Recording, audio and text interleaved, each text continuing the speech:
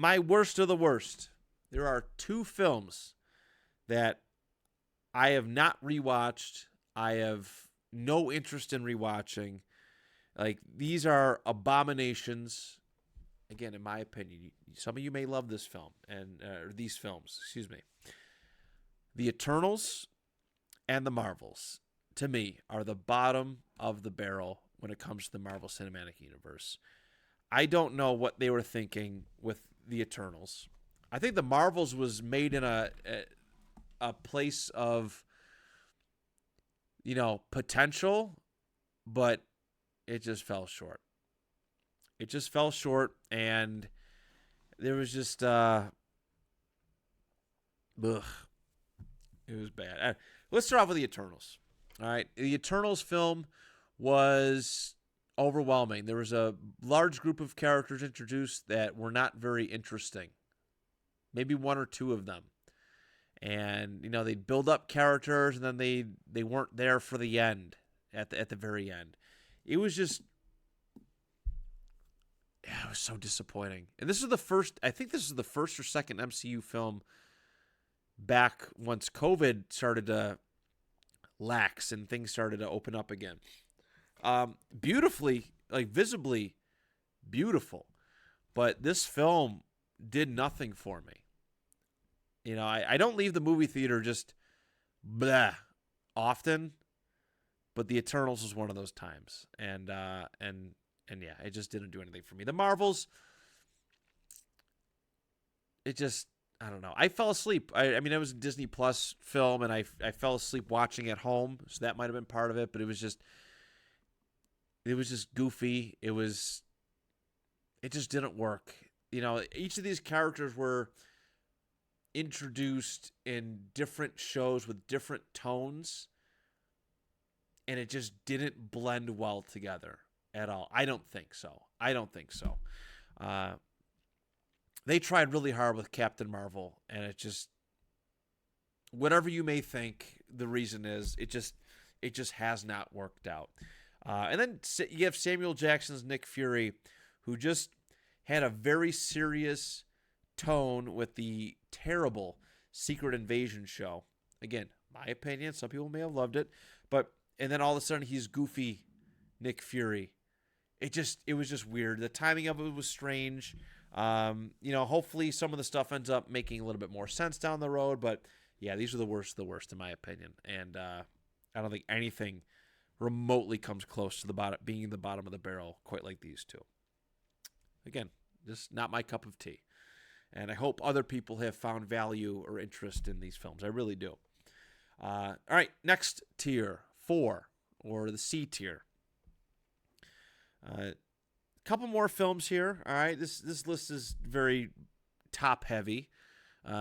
Literally 3, 2, and 1 are just loaded, which is crazy, but it speaks volumes to how the MCU has carried itself over the years. C tier: Iron Man 2, Thor, Iron Man 3, Thor: The Dark World, Captain Marvel, and Black Widow. All right, so that's 6 films that in this tier I would describe as just subpar. They're not awful. They're not. That's why they're not an F tier. But like B tier, the third tier, is like the baseline. That is the bar for how an MCU film should be. And these films fall just short of it. Not that I hate it.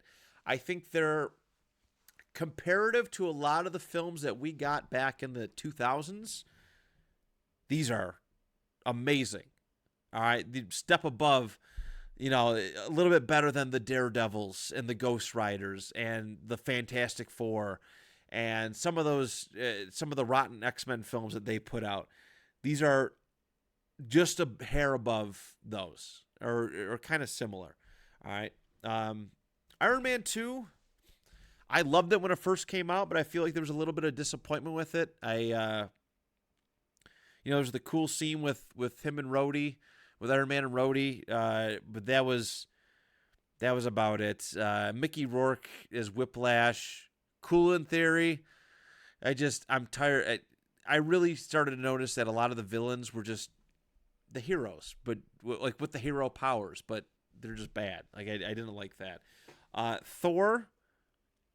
I have a more positive view on the first Thor film now than I did back then, but it's still like it's set up. It's a first film. It's trying to introduce Thor and get to know him. And most of the film, he doesn't even have his powers, so that's always a tough thing. Iron Man 3 is the same way. And even though this is the third film, we got to see Tony Stark Iron Man without the suit for the majority of the film. And I talked about it, the regrettable purchase. I think it was the regrettable purchase list, where I had seen this movie 3 times on 3 different dates. It probably plays a big part in it, but I was so fed up with Iron Man by the point of Iron Man 3 that I didn't care if he disappeared. I really didn't. Glad he stayed around for as long as he did, but there's that. Thor: The Dark World, slow pacing, some cool fight scenes. Love seeing Loki on kind of that, start to see that tweener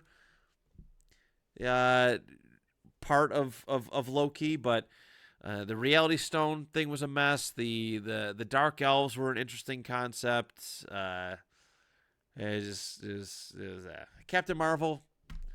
I didn't like how they just threw her back. Like, let's make a retroactive movie in the mid '90s so we can bring her up to speed for here.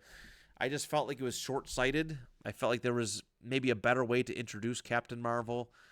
I don't like throwing back just to fit in the story, the context of the storyline. I didn't care for it.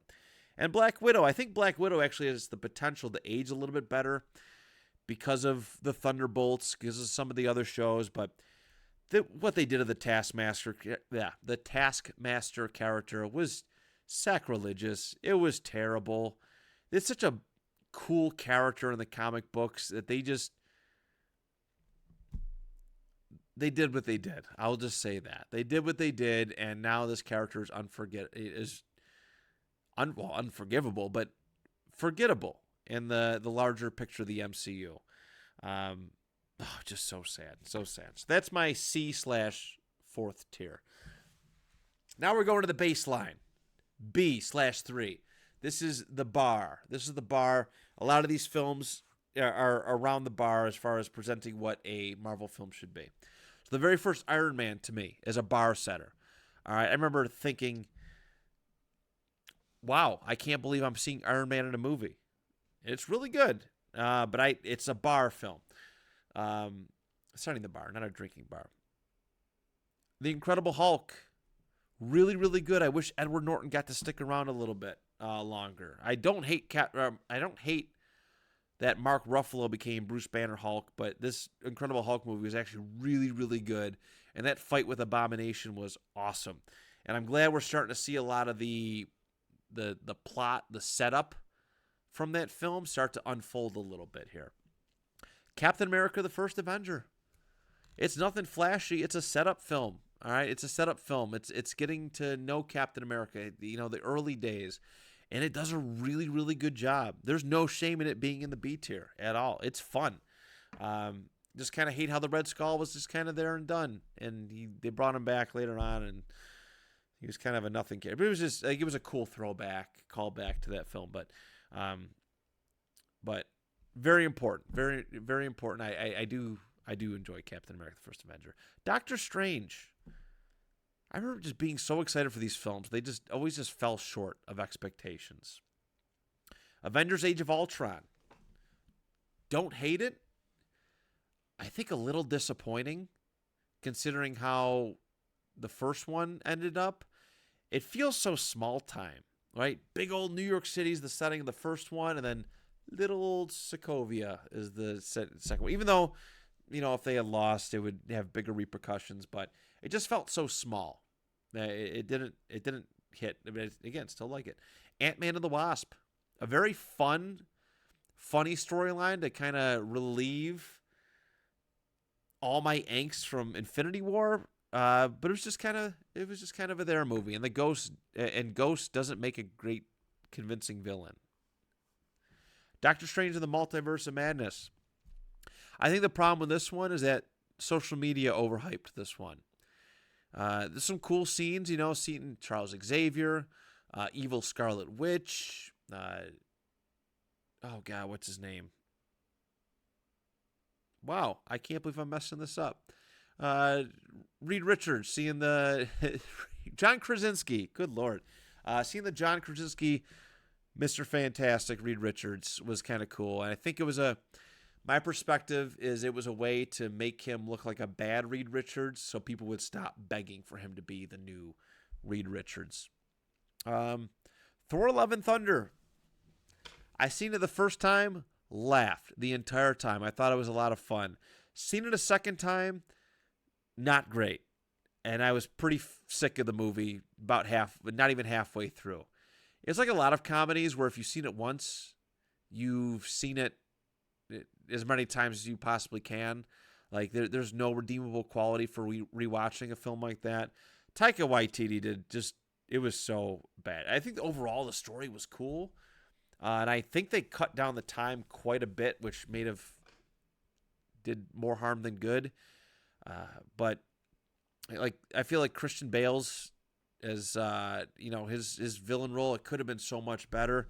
Also, they dropped the ball with Guardians of the Galaxy. How are you going to hype up the Guardians of the Galaxy as much as you did for this film, and then have them just be out and not even a part of the film after like 10, 15 minutes? Just silly decision. I'm glad that Taika's been removed from Thor 5. Ant-Man and the Wasp: Quantumania. I don't know if it was reworked after the Kang the Conqueror actors controversies, but it was not a good way to establish Kang.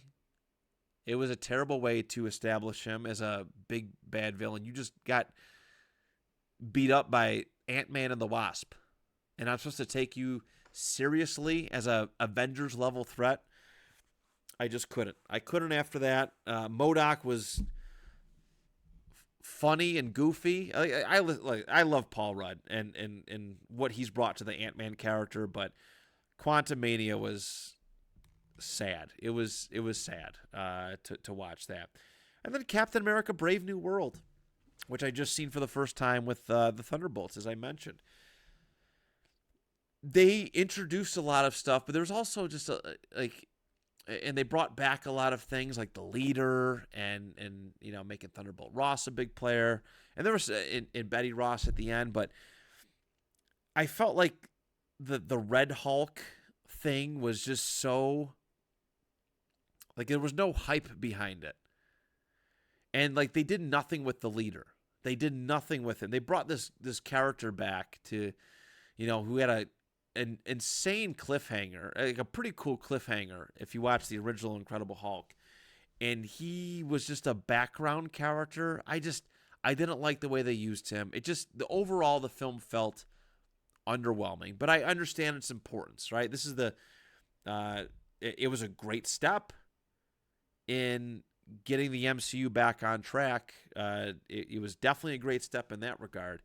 But I loved the Falcon and the Winter Soldier Disney Plus show, and I was so hyped up for this movie. But it was underwhelming. I will say that it was a little bit underwhelming, but still an enjoyable flick. All right, we're moving on to the A tier or the second tier. All right, this first stuff starts to get a little tight. I'm going to put Captain America: Civil War here. The Civil War comic book was big, and I felt like this was a little underwhelming, but it fit perfectly within the context of the overall story in the Infinity Saga, right? Splitting up the Avengers before Thanos comes was genius, and we got to see some cool fights, and get to introduce Baron Zemo. Spider-Man debuted in this film. I feel like there's maybe a couple other characters, but Spider-Man being the most important one, I think, out of all of these, was debuted, and it was cool. There were some sad moments. There's some tough to watch moments in it, and it felt like an Avengers light film. I'm not crapping on it because it's in the A tier, very well deserved. But yeah, Civil War. Ant-Man, I loved the first Ant-Man. I loved the hate that the first Ant-Man got, because then when I got to, this was the first time I realized that critics weren't always right. All right, that they could be so wrong. And I had a friend, I have a very good friend that hated the idea of an Ant-Man movie. And he watched it and he goes, you know what? You're right. This is actually pretty good. It was funny. Paul Rudd at his finest, being a superhero, and with all the entire zany cast of characters. It was very, very well done. So Ant-Man's up there. Guardians of the Galaxy Volume 2 is on here. A very, very delightful, great film. Not quite S tier. I think there were some other, some things holding it back, but a lot of great stuff. Baby Groot, the ego stuff, the big fight with that. There was a lot of great stuff in there. And if this is the weak link, and according to this, is the weak link of the Guardians of the Galaxy trilogy, this is why it's my favorite movie trilogy, because of it's that good. Still, I've seen this movie a couple times, once in 3D, which is actually really cool. Spider-Man: Homecoming, great way to really let Spider-Man kind of let loose. I loved him at a street level part here, bringing in the Vulture, who looked really cool. Michael Keaton as Vulture. And then you gave him the Stark tech, but you took it away. So it was a great way to really give in-depth look for Tom Holland's Spider-Man, and I adore this film. Black Panther, visually very beautiful, and I understand why this movie is S tier to a lot of people. It is a triumph what this movie did. It really truly is. Just cool fight scene, Wakanda, beautifully done. The Michael B. Jordan's Killmonger is great. I hated that I didn't like that they kind of killed off Claw early on. I felt like he could have been so much more. But this movie is significant. It's special, and I understand why people put it in the S tier. It's one of those things where I hate that the villain has the same powers as the hero. I didn't like the idea of having two Black Panthers fight each other. I thought Killmonger was worth so much more than that. Spider-Man: Far From Home, great one. Made Mysterio an interesting villain for me. I used to hate when the Mysterio episodes of the Spider-Man animated show series would come on. I'd be like, nah, I'd rather go do something else. I'd rather go play outside than watch this. Mysterio was fantastic. Jake Gyllenhaal as Mysterio was fantastic. And then that cliffhanger at the end. Oh, my God. Tremendous. Shang-Chi, and the Legend of the Ten Rings. Very fun. A martial arts style film. And is it Simu Liu, I believe is the name of he did such a good job bringing a character that not a lot of people knew about and giving him some oomph, giving him some life and making him desirable. I think one of the biggest tragedies of this multiverse saga is that we've only seen him in one film and they have not used him more. I think there's so much more to this character, and I look forward to seeing him in a much bigger role going forward. Deadpool and Wolverine, liked that one. That was a nice breath of fresh air. It was a nice bow on the Fox universe, and it was cool to see Deadpool in a Marvel film interacting with the TVA. And there's a couple other just fun interactions, seeing the scene with him and Thor, and the music was great. The opening bit where he's trying to find Wolverine is great, but I'm so glad that Hugh Jackman came back to the role. He deserved to have an MCU film, and I'm glad that they waited for Feige and everybody to have within Disney and the MCU to have their hands on this. Oh yeah, Deadpool and Jon Favreau. Happy. That was some fun stuff there. So love Deadpool and Wolverine. First or second drive-in we took my son to. I liked Black Panther 2, Wakanda Forever, a lot. What an uphill battle they had to climb with this film. You lose Chadwick Boseman, and you have this. You're trying to find who's going to be the new Black Panther? Do you recast him? I don't think you could do that. I don't think that's a wise thing to do at all.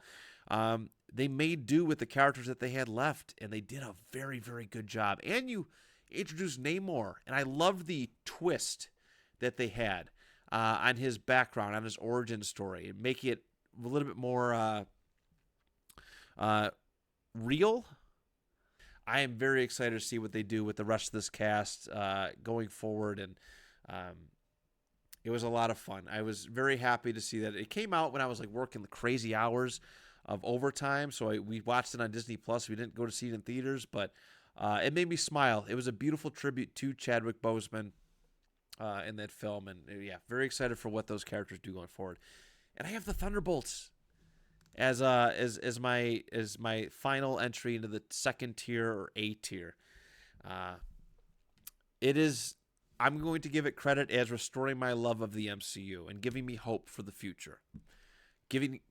I was already excited for the Fantastic Four, but now it's building up. It's not going to be like a drastic whoop and then a potential drop off. It's Thunderbolts built me up, and like you put a cast of losers together, of villains who are down on their luck, and not villains, but people who've done bad things who are down on their luck, and you humanized them. The Thunderbolts story is basically why I love the Guardians of the Galaxy so much. A bunch of lovable kind of losers who had done bad things and formed a team and to do great things. And the movie is still fresh, so I'm not going to discuss the end at all, but I smile when I think about this film. I listened to the soundtrack nonstop since the movie came out. There's a lot of fun to be had with it, and it gives a lot of depth to a lot of potentially great characters, and their futures are very exciting. So that is my A/2 tier. And the best of the best, obviously, if you've been paying attention, if I haven't bored you to sleep, you know what's left here. The first Avengers movie is in that S tier. The concept of superheroes interacting with each other from different films, mind blown. Couldn't believe it when I first seen it. That circle up scene, that first circle up Avengers circle up scene, still gives me chills watching it. That's my secret, Captain. I'm always angry, and punching that Chitauri whale thing, and them circling up. It was so cool. They did a good job of making Loki a villain, much like they did in the comics, where the whole plot of the Avengers teaming up together was that. Just a fun job building the team together, showing the conflict and putting them all together. And it just felt big. Captain America: The Winter Soldier. I don't think many people would disagree with this one being an S tier. A spy thriller, even while you're watching it, you're still like, you still don't know where the plot's gonna go. Like who's gonna betray who and whatnot. I mean, just top to bottom, great action spy thriller film, and this is the niche that Captain America filled in his later entry. This one just stands out so much, The Winter Soldier. And I remember when it was like coming out, I was like, oh, they're gonna mess this up. Like all superhero films mess up. Like The Winter Soldier's not gonna be Bucky, but they actually did it, and I was like, okay, this is awesome. I can rewatch this one over and over again. It is good. Great to see ScarJo get a lot of time to shine as Black Widow. The introduction of Anthony Mackie as the Falcon, and a cool little Doctor Strange reference too. A lot of great characters in this, but great film. The first Guardians of the Galaxy. I think I've talked about in the past how much this film means to me. It's fun. It came at a tough time in my life, and the whole cosmic approach to it is a film that felt like it was maybe intended to be just a one-off, and ended up being something far more amazing. And in my opinion, one of the best movie trilogies of all time. It put me on to Chris Pratt. Love me some Chris Pratt. If Chris Pratt is in something, I will do my best to check it out. And for the most part, I have not been disappointed. The dude is hilarious. Just a great cast. James Gunn was the right man for the job. Thor Ragnarok. Best Thor film. I don't think many people would disagree with that. Some might have it in A tier. I have it in S tier because I didn't want an Iron Man 4. I did kind of want a Captain America 4. There was but I know for a fact I didn't want Iron Man 4. But after Thor Ragnarok, breathing new life into this franchise, I knew I wanted a Thor 4. What a wild ride this was. Loki with the full-on babyface turn. You get Hulk, like smart Hulk, like talking, and Hela was a great villain. Just seeing Asgard destroyed in that epic battle was tremendous. Avengers Infinity War, I don't think I have to say much about this and how great it was. I love the pacing of this. I feel like Avengers Infinity War is the best Avengers film so far. I think it surpasses Endgame, but Infinity War had more urgency, and there's a lot more action sequences, where Endgame, also in this tier, was story-driven and more fan service, but it did a good job of portraying that. Spider-Man No Way Home is up there for me as an S tier because it wrapped up that Sony side of Marvel, right? You get Tobey Maguire and Andrew Garfield back as Spider-Man, do the multiverse angle, and bring back these cool villains that deserved more attention. Seeing Alfred Molina back as Dr. Octopus was great. Seeing Willem Dafoe as Green Goblin was wonderful. I'm glad Jamie Foxx got a nice. I felt like he was better portrayed as Electro in this film than he was in the